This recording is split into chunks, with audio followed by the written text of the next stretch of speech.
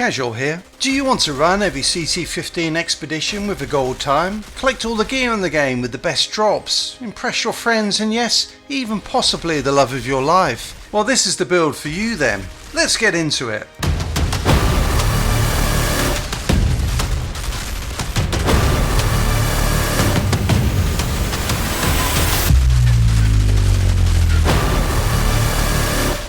This firepower build is built around the Borealis Monarch gear set and its 90% damage buff to frozen enemies. To leverage this, I'm running an Amber Vault with Killing Spree and Ultimate Freezing bullets.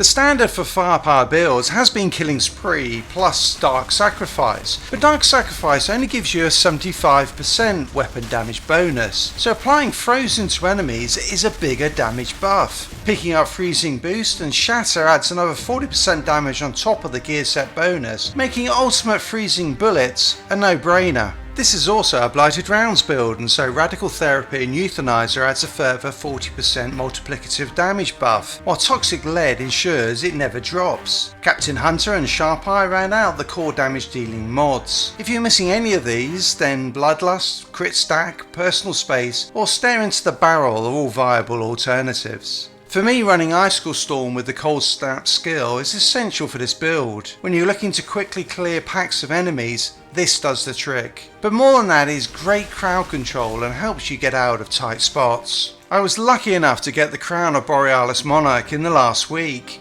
Only 800 hours of grinding for it. This allows me to run twins and double cryo turrets. Double the frozen enemies has got to be good. The Borealis Monarch armor pieces all come with status power, so for my final mod I am using Hell Shot, which increases the damage of these turrets based on my status power. These turrets are no joke and provide a solid damage boost. You might notice that I am not running any survivability mods.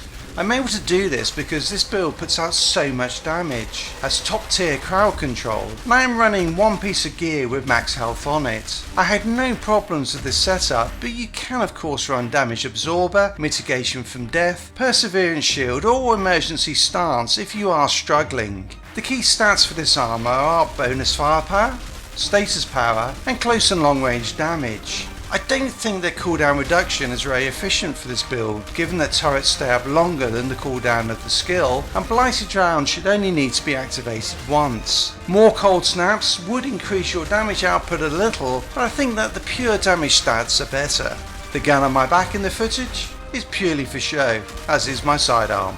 I tried a lot of iterations of the class tree before landing on this one. It is near a standard firepower class tree, but with a couple of tweaks. I'm not picking up the Pestilence Ultimate Empowering Antenna because I'm not running Blighted Turret with this build. This has allowed me to pick up Wipeout, which is a huge ability against elites. Blur Screen and Two Sides of the Power go hand in hand for me, the additional health regeneration helping to offset the extra damage you take. Buffing damage to enemies afflicted with Toxic is standard for these sort of builds, as are weapon damage buffs including Assault Master. UT14 clips is rarely talked about, but I think it is so important for a rounds-based build as it gives you that buffer to ensure that Toxic Lead can do its thing. In previous build guides on this gear set, I have used the middle tree build, picking up further damage buffs to frozen enemies. Setting up this way is very tanky, so if you really are struggling with survivability, follow the link here to use that build. As mentioned before, I am running Cryo Turret, Blighted Rounds and Cold Snap for my skills. I've seen other builds using Blighted Turret instead of Cold Snap, but trust me, the ability to wipe packs of enemies quickly will improve your clear time significantly. This is a pretty simple build to play.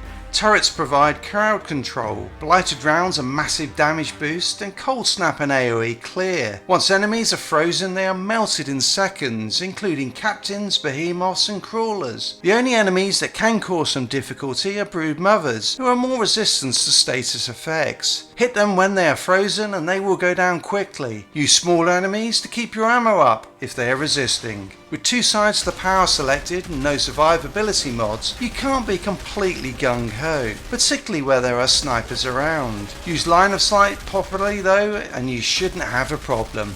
Until next time, casual out.